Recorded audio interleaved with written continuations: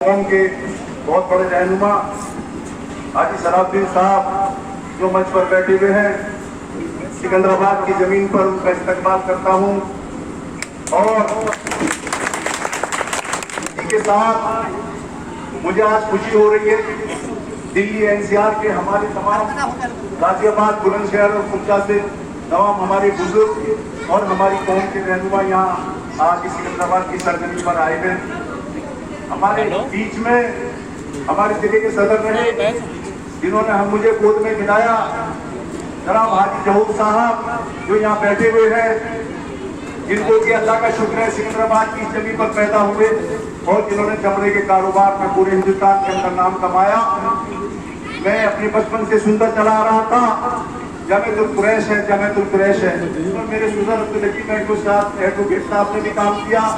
मैं जनाब मंच पर बैठे हुए सदर साहब को भी देखता था कि ये भी आते थे, लेकिन एक बात मैं बहुत ही सही कहूंगा इंशाल्लाह, और किसी को गलती हो तो इसे माफ करना, कि मैं जो हमारे बीच में हमारे मेरे छोटे भाई बैठे हुए हैं, दीक्षित साहब जो चेयरमैन है, जिनको हमारी बिरादरी के बारे में इतनी नॉलेज है, मुझे बहुत अफसोस के साथ कहना पड़ता है कि मुझे भी इतनी नॉलेज नहीं है जितना कि इनको हमारी दीन के बारे में मालूम है।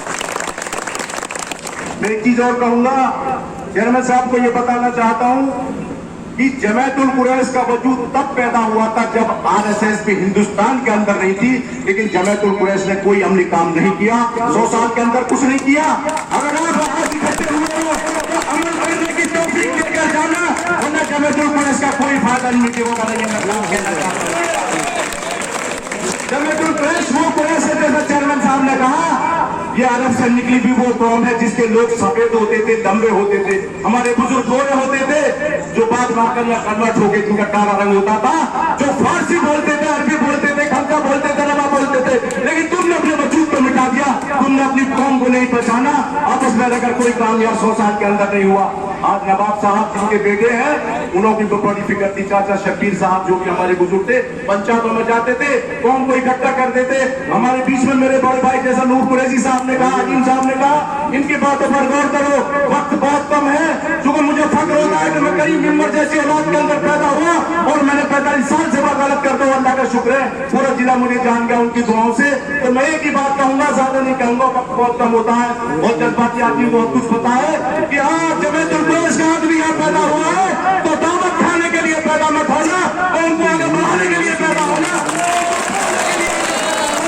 उनकी तालीम बनाना, कौम के स्कूल बनाना और कौम के बच्चों को आगे बढ़ाना। अरे तुम जिस कौम को कमाते थे, आज मैं कहना नहीं चाहता, क्योंकि हमारी जो मीटिंग है वो एक हमारी जो सामाजिक मीटिंग है, हम ये कहना नहीं चाहते। कारोबार के एतबार से हम मिट चुके हैं, हम पे कुछ नहीं बचा है, हम पे बचा है तो हमारे पास अल्लाह का नाम है।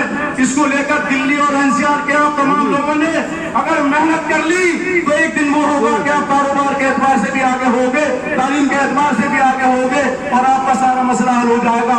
तो मैं यहाँ एक बात ये कहना चाहता हूँ, खासतौर से ये कहना चाहता हूँ कि आप दिल्ली और एनसीआर के लोग तमाम एक जगह इकट्ठे हो जाओ और शादी का मसला को इसको जो है मुख्तसिर कर दो, और इसको लेकर शादियों में बिल्कुल भी जो है जिस तरह से हम लोग चाहते हैं उसको मुख्तसिर करके इसको कर दो। मैं इसके लिए कुछ बात कहूंगा। मैं यहाँ बैठे हुए हमारे सुप्रीम कोर्ट के वकील सनंबर अली एडवोकेट साहब का भी मैं शुक्रिया अदा करता हूँ कि उन्होंने भी छोटी सी नींद चला रखी है।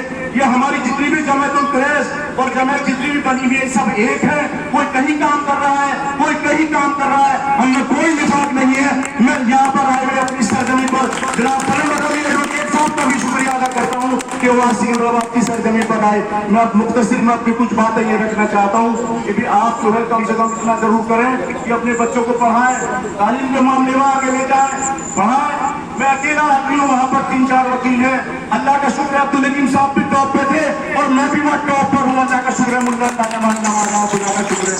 और अभी यहाँ कुछ लोग जो लाइसेंस के मसले आते हैं वो आते हैं, उनको करते हैं। मैं उसी के साथ 4-5 बातें अपनी कहकर अपनी बात को खत्म कर रहा हूँ, वरना मेरे को जो 2-3 लोगों के बोलने की आदत है, मैं बोलता हूँ, हमेशा कहता हूँ एक तो दिल्ली और एनसीआर की एक कमेटी बनाई जाए, जैसा कि सदर साहब ने कहा, उसका एक रजिस्टर बनाया जाए, उसमें तमाम जिम्मेदार लोगों के दिल्ली और एनसीआर के जो खुर्जा बुलंदशहर हो उन सबके नाम नोट किए जाए और उनकी भी कमेटी उनको मुख्तसर मजीद तरफ रमजान शुरू होने वाले हैं कुछ दिन में, उसके बाद कम से कम 1 महीने में एक मीटिंग जमातुल कुरैश की हो और जो भी हमारी जाति के लोग हैं वो तमाम लोग उसमें काम करें और इसको जो है मामले को आगे बढ़ाएं।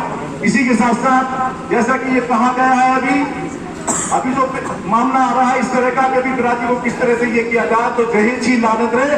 हमारी बिरादरी की कमर तो होती है। हम देख रहे हैं कि हमारी बेटियां जो है वो बहुत ज्यादा उम्र की हो गई है और पीछे हो गई हैं। इसी के साथ हम तालीम के मामले में आगे बढ़े, अपने बच्चों को पढ़ाएं, आगे बढ़ाएं। और मैं आपको बता दूं कि दिल्ली के एनसीआर जिस तरह हाजी सलाउद्दीन साहब और दिल्ली की हमारी बिरादरी मालदारी एतबार से आगे है। अगर आप लोगों ने सही से मेहनत की तो इंशाल्लाह दहेज की लानत भी खत्म होगी, तालीम भी आगे बढ़ेगी और इंशाल्लाह हमारे दफ्तर में बनेंगे और ये बिरादरी बहुत आगे तरक्की करेगी। मैं कुछ वाले कह के जल्दी अपनी बात को खत्म करूंगा। एक तो सबसे बड़ा मामला ये है कि आप जो है, मेरी सबसे ज्यादा 4-5 बातें ये है कि आप कम से कम जो है, जो इस तरह के ये मामले चल रहे हैं, सगाई वगैरह ये सब वगैरह, इन सब मामलों को आप बंद करें। मेरी गुजारिश है, ये सगाई सलाम जो होते हैं इस मामले को आप बंद करें।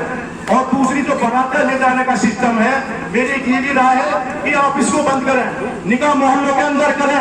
बेटी वाले से कहते हैं कि हम 50 आदमी लेकर आएंगे और उसमें ये करें।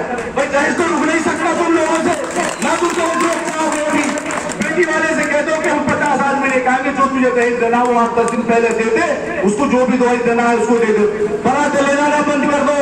अपने बेटे का वलीमा ज्यादा से ज्यादा बड़े तादाद में जितना कर सकते हो आप उतनी तादाद में खिलाओ, लेकिन खिलाओ उसे एतबार से जैसा कि जिसमें मुख्तसिर दाना हो।